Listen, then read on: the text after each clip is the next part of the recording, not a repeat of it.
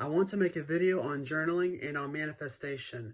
So I want to cut through all the crap, all the fluff, and go straight to the truth, straight to the main points of this topic. So let's start with journaling.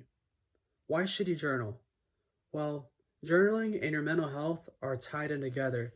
There's several studies that show the correlation between people who journal and people who don't, and people who typically journal have more happiness, are more organized, they can get their thoughts organized, and they have less risk of dementia and Alzheimer's. They have actually done a study with nuns, and they found that the nuns who journaled versus the ones that didn't, they had a less increase of Alzheimer's. Now, that's not to say that journaling will reduce Alzheimer's. It's just saying that there's a relationship there, that we start to lose language as we get older. And so if you start using language more, you're going to train your mind to come up with different ideas and terms and all that stuff.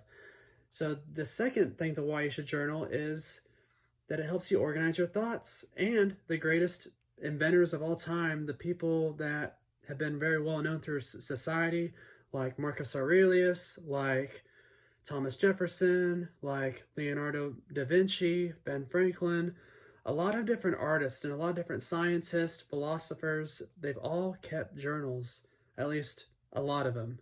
Not all of them, but many of them. And it's important that you do that so you can keep just your life organized, because you're going to forget a lot of your life as you get older. And so you might as well journal it and write it down so that we can look back on it, and you can look at something to grow on and write down goals and all that stuff. It's also good for manifestation as well.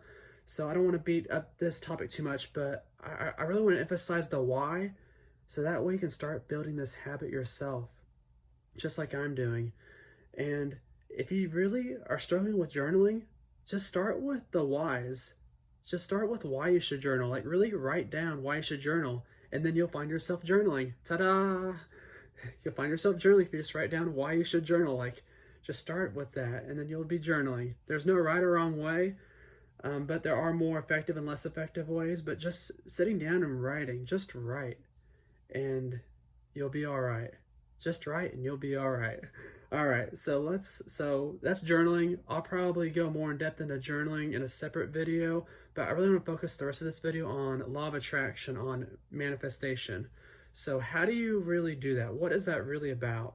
So law of attraction is basically the whole idea that if we can raise our vibration, meaning our emotions and thoughts, to a higher frequency, meaning to a higher level, if we can raise our vibration to a higher frequency, we will attract the success, we will attract all the abundance and all the opportunities at that level.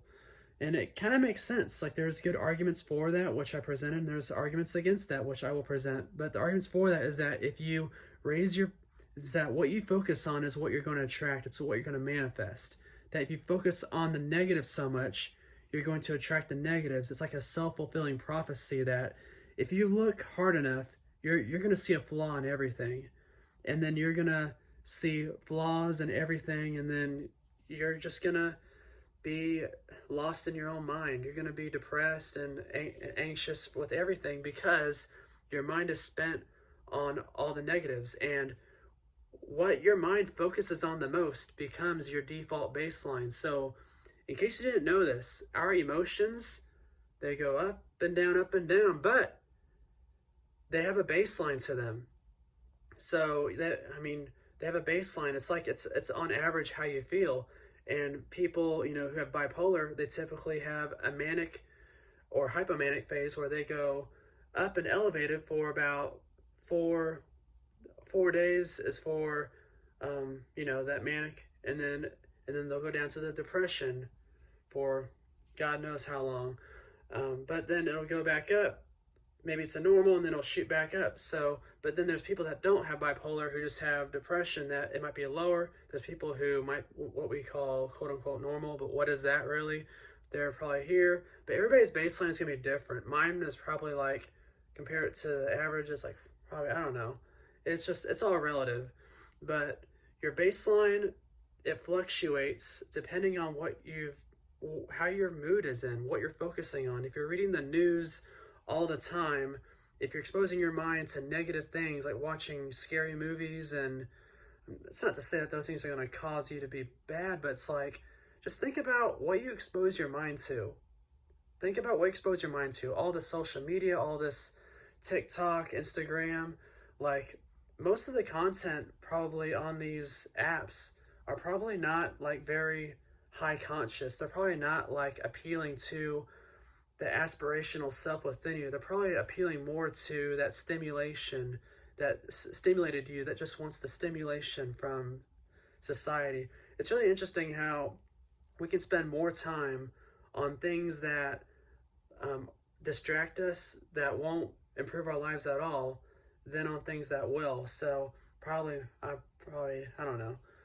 It's a tough one, and I'm pretty sure that most people probably haven't got this far on this video, but it doesn't matter, because really the law of attraction is about having, if you can think more positive thoughts, if you can spend time visualizing your goals and spend time elevating your state of mind, which that's another topic for another video.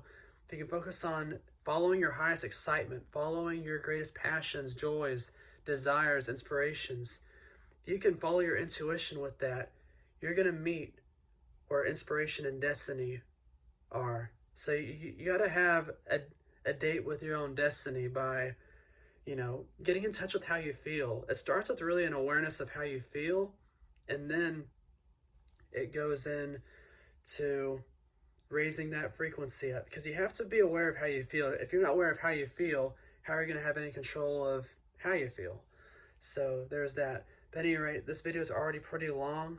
The argument against this that I'll cover really briefly here, and then I'll wrap up, is that law of attraction typically overlooks the importance of hard work and discipline. So it's important to raise your state of being, of your vibration, right? It's really important to raise that by following your highest excitements and joys.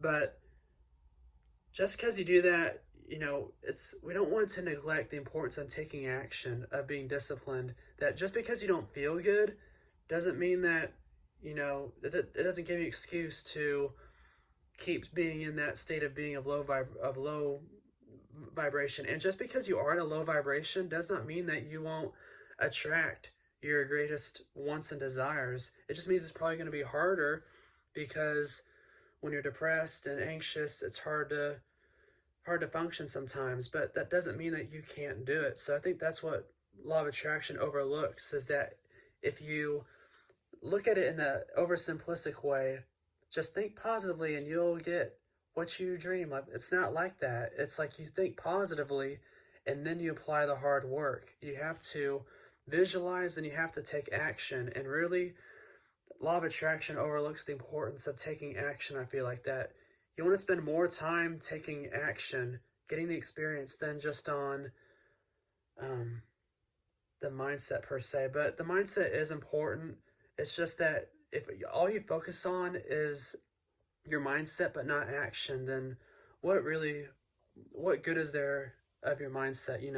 You could learn everything in the world. You could learn all the greatest things. You can get therapy from all the greatest therapists. You can think all the positive thoughts you want, but if there is no action, then what good is your positive thoughts? It's just going to be in a little narrow bubble. And are your thoughts really positive if you're not able to take action on the hard stuff? So that's to think about. I'm going to make a separate video here on law of attraction, going more depth into how I do it, how I personally do it, and then I might go into more depth on my journaling methods. So if you like this video, stay tuned for the next one on law of attraction and on manifestation, about how to do it practically to get the results that you want in your life. All right, stay blessed. Have a great day.